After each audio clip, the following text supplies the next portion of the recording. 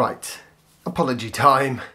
I was originally planning on tidying up the office or getting it substantively done, and then I was going to show you how I'd got everything all organised, and yeah, and then we were going to get on with the subject of today's vlog post. However, it turns out getting through paperwork and filing it away is enormously time consuming. So actually, the office is still kind of a mess, hence why I got the camera pointed up, because, you know, the ceiling's not so bad. Right, let's get on with the main theme of today's vlog post, which is not the fantastic gimbal that I had this camera on earlier. Got myself a gimbal for this big camera, and I'm in the process of sorting out, I can tell you one thing for absolutely nothing, this thing is a workout. Yeah, I'm trying to. Here you go. But where would I put the rubbish? Put it on here because I need to put a new bin bag in. Yeah, there's going to be a bit of an adjustment period, I think. I mean, I'm not going to use this every day, obviously. Apart from anything, it takes ages to get out. But there are certain shops, certain activities where this will be perfect. Hopefully.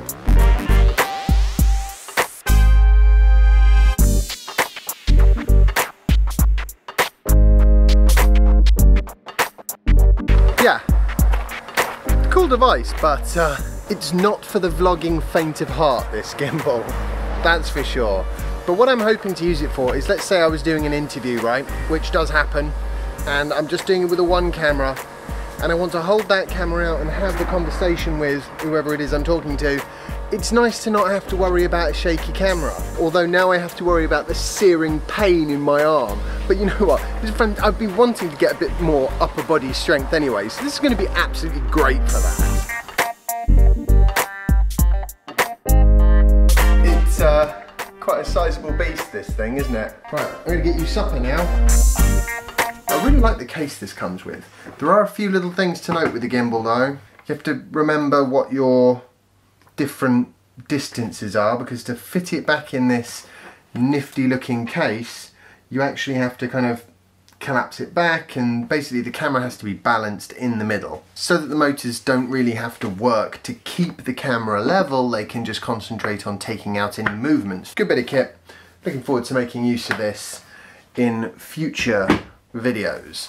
Right, so the AA has done a survey, and the gist of this research that they've done is that younger drivers are more likely to drive EVs than older drivers, which I think is actually a bit of a generalisation, especially when you consider that older drivers are often the ones that can actually afford the initial outlay that goes with driving an EV. I suppose it kind of makes sense because younger people tend to be a bit more embracing of technology and change than older generations, though not always, of course. I do find it hilarious the way the AA was talking about how that goes against the boy racer image that young drivers have, like electric vehicles can't be quick. Well, that's not my experience. In my experience, they tend to be considerably quicker than the petrol and diesel alternatives that are in the sort of same category. Certainly off the lights, much quicker. They also bring up the fact that apparently the average distance driven is 8.9 miles,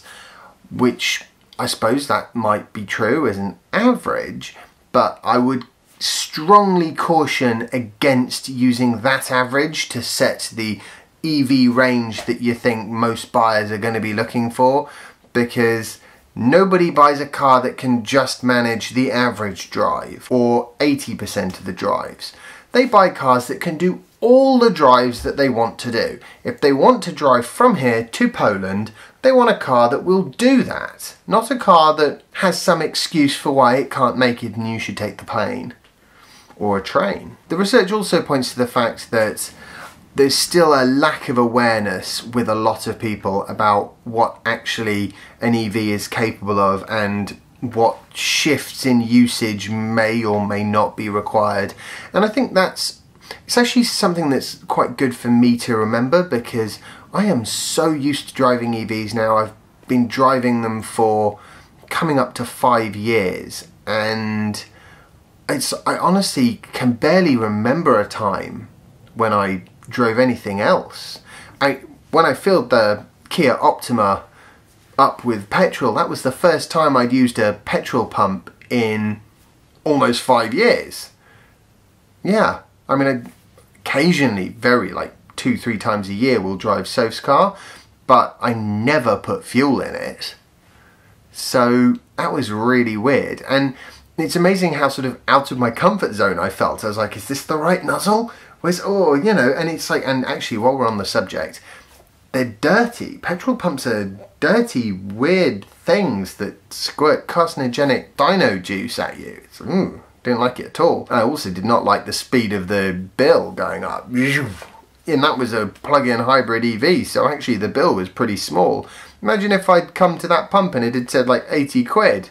I mean, I'd have had a heart attack. Anyway, luckily that didn't happen because the Kia Optima is extremely efficient, and I did fill it with electrons quite a lot of the time as well. So over the years, I have kind of forgotten what it's like for somebody who doesn't drive EVs regularly, or in fact at all, and may not actually really know anything much about them except that they exist now in a way that they didn't 10 years earlier. And so you get these kind of like experience centres, like the AA's got an experience centre they've set up to try and sort of teach people about EVs.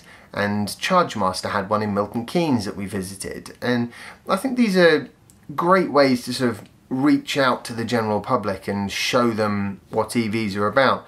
But I think the best way is through people they know having bought an electric vehicle. The people I know far more about EVs than they ever used to, because they've asked me questions about my car and I've answered, etc. A bit like what we're doing with this YouTube channel as well, to some extent. That's the best way, but it's also one of the slowest ways, because of course it relies on someone you know actually going out and buying an EV. In time, everyone will have an EV, but we're not there yet. I'm going to wrap up today's vlog post now and get back to this.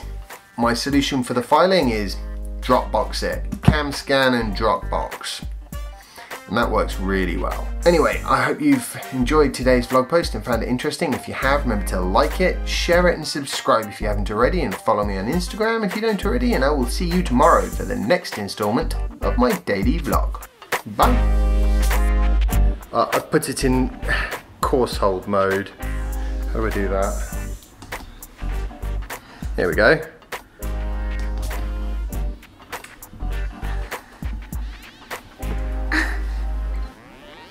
Thanks, Jasper. Right, okay. Oh, seriously, Jasper.